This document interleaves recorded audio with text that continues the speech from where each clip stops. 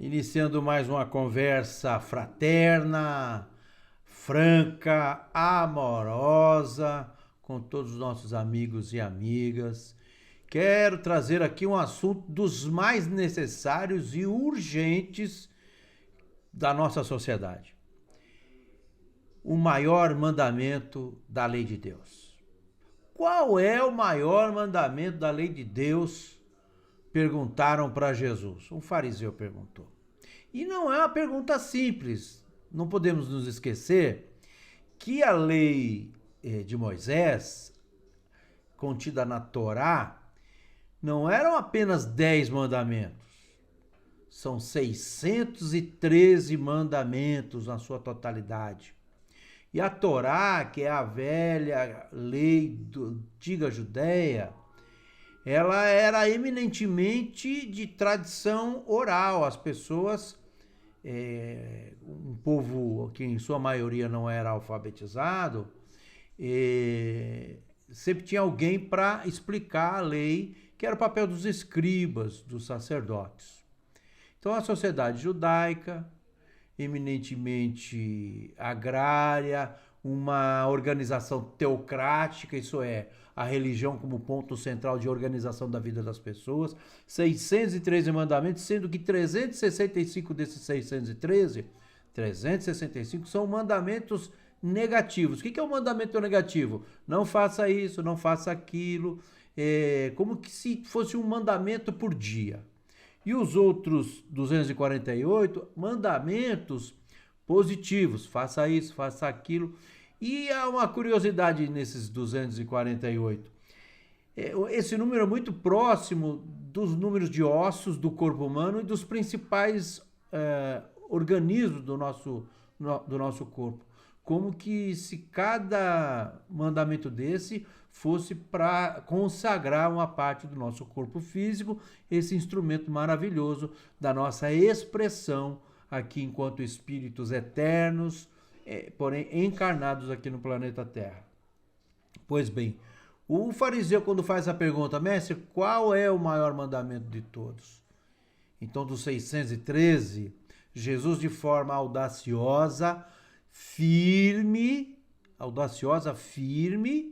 ele como caminho, verdade e vida, representante direto de Deus em nossos meios, para trazer a revelação do reino de Deus, ele vem e fala o seguinte: um novo mandamento eu vos dou. Amarás ao Senhor teu Deus de todo o teu coração, todo o teu entendimento e de toda a tua alma. E um outro mandamento tão grande quanto este é: amarás ao teu próximo como a ti mesmo.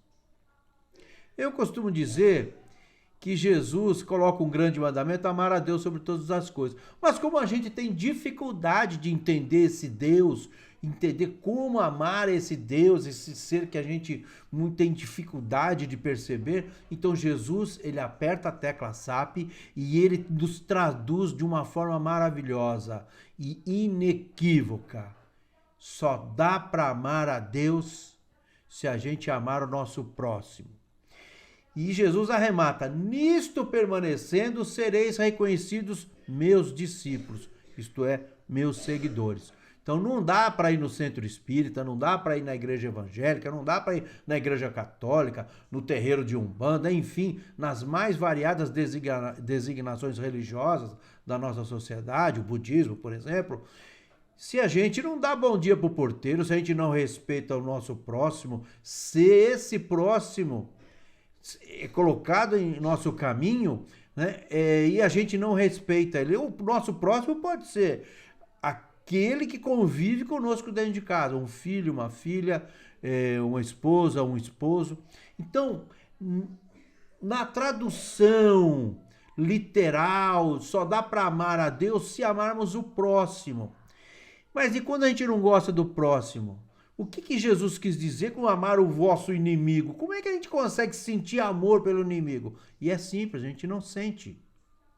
Esse amar o teu inimigo, esse amar o próximo, não é ter o sentimento de amor para o inimigo, mas dentro das três maneiras de designar a palavra amor dos antigos gregos, que era uma das línguas faladas, além do latim, além do aramaico, do hebraico, era o philos, o eros e o ágape. E o ágape, essa expressão amorosa de um amor que não é sentimento, é um amor atitude, de eu respeitar o outro independente da posição do outro, se ele quer o meu mal ou não, se ele quer o meu bem ou não. Eu preciso respeitá-lo, entender e me colocar no lugar dele. E aí, com esse crivo, respeitar, entender e me colocar no lugar dele, é que eu vou saber exatamente o que eu tenho que fazer. Jesus sempre falou isso, se coloca no lugar do teu próximo. E fizeram essa pergunta, mas Jesus, quem é o próximo? E ele conta a parábola do bom samaritano. Lembrando que a Samaria era relações rompidas com Jerusalém, porque a Samaria era considerada como os hereges. Era proibido um judeu conversar com um samaritano. E tem a passagem de Jesus lá no poço de Jacó, que ele conversa com uma samaritana. Quando ela quer água, né? Quando ele se apresenta querendo água e ela foi lá para buscar água, e Jesus fala, se eu te der da minha água, jamais terá sede. E ela percebe que ele é o Messias, mas isso é uma conversa para outra palestra. O que eu quero dizer aqui, que dos 613 mandamentos da lei da Torá, e assim, uma tradição de transmissão oral dessas leis, por isso que precisava ter os escribas, e quando o templo ele é derrubado pela segunda vez, existe a diáspora, houve a diáspora, quer dizer, o degredo dos judeus para vários países, e aí tinham poucas pessoas que tinham essa capacidade de traduzir a lei de forma oral, ou mesmo traduzir a lei escrita para o povo, para os desletrados, que aí tiveram a necessidade de registrar tudo isso, o que culminou nos 5 livros da Torá. O que eu quero dizer é que o desafio colocado a Jesus não era um mero desafio, era uma espécie de pegar Jesus em contradição.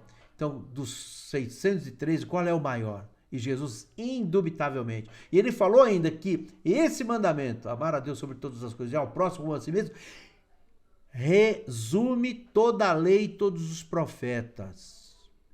Todo o conjunto das profecias trazidas por todos os profetas do Antigo Testamento estavam contidos nessa grande lei de amor incondicional. Uma lei baseada na reciprocidade, na solidariedade, na compaixão, no amor de mãe, no amor de pai que quer bem os seus filhos. Ou não foi assim na passagem da mulher adúltera, a mulher que é arrastada pela via pública para ser apedrejada até a morte.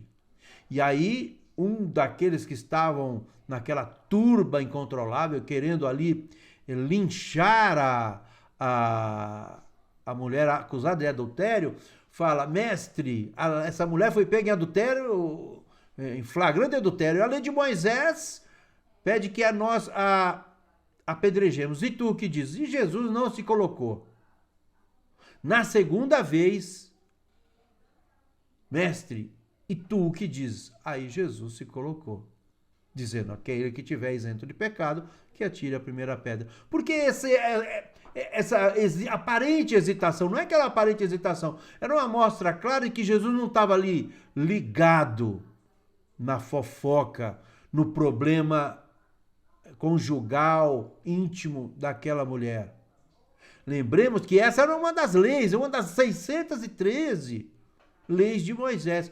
E que Jesus coloca uma lei superior, que é a lei da compaixão, do pai que recebe a filha em casa que se perdeu na vida. Como a música do Cartola, né? Que o mundo é um moinho, vai triturar teus sonhos tão mesquinho, vai reduzir as tuas ilusões a pó. Quando a mulher quer sair da casa do pai, no caso o compositor, o Cartola, e ele sabe que ela vai se machucar, mas ele permite porque todos nós temos o livre-arbítrio.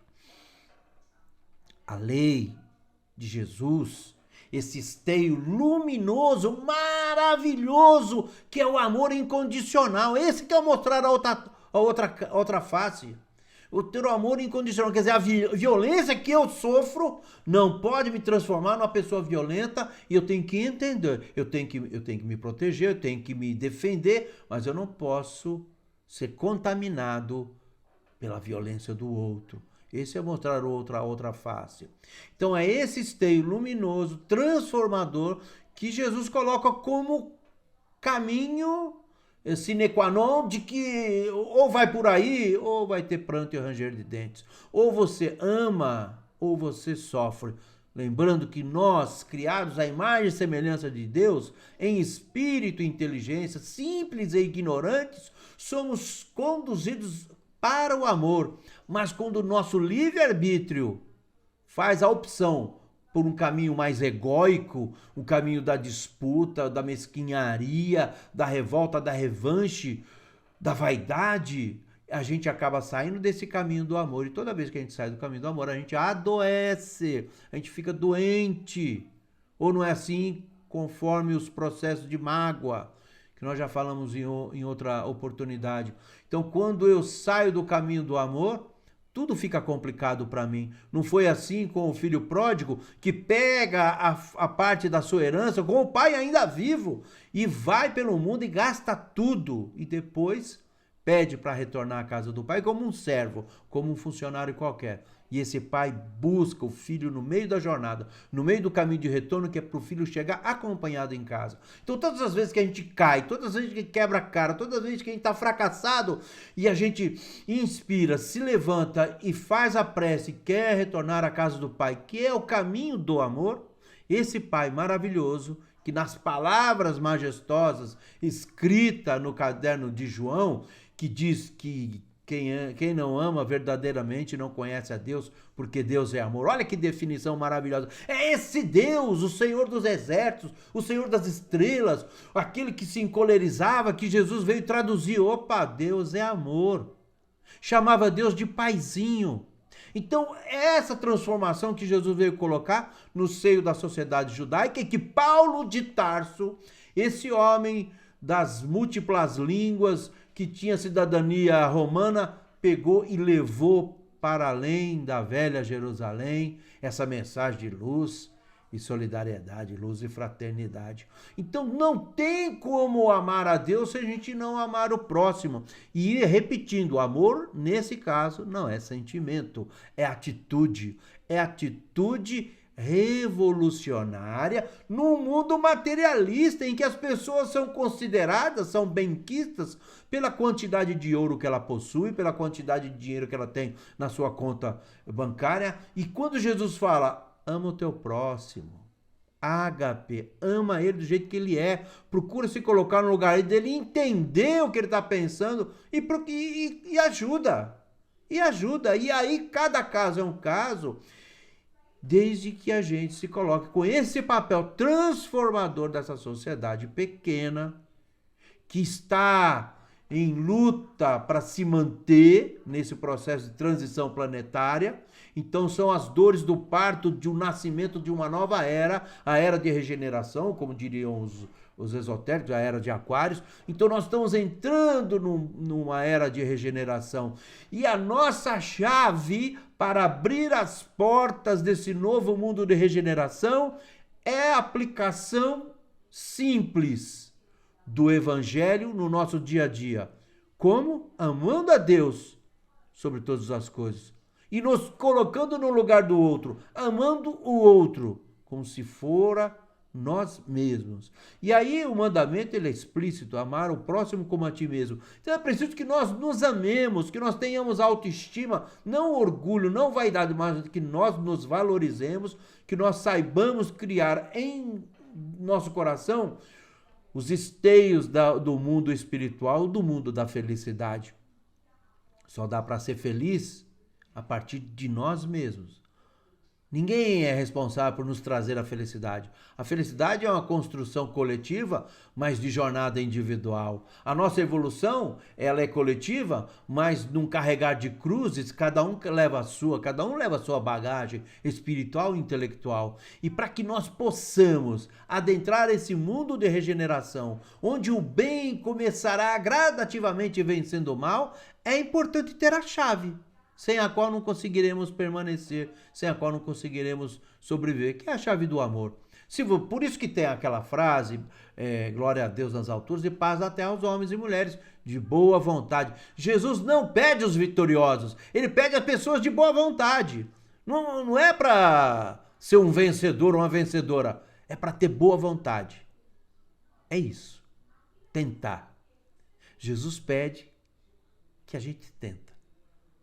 Amar a Deus sobre todas as coisas e ao próximo como a nós mesmos. Parece simples, mas é de uma complexidade maravilhosa. O ser humano é complexo porque somos criados à imagem e semelhança de Deus. Lembrando, nas palavras de João, Deus é amor. Nós somos amor. É preciso deixar que esse amor flua e nos conduza aos braços de Deus. É isso aí. Obrigado pela atenção. Era o que nós tínhamos para hoje. Gostaram?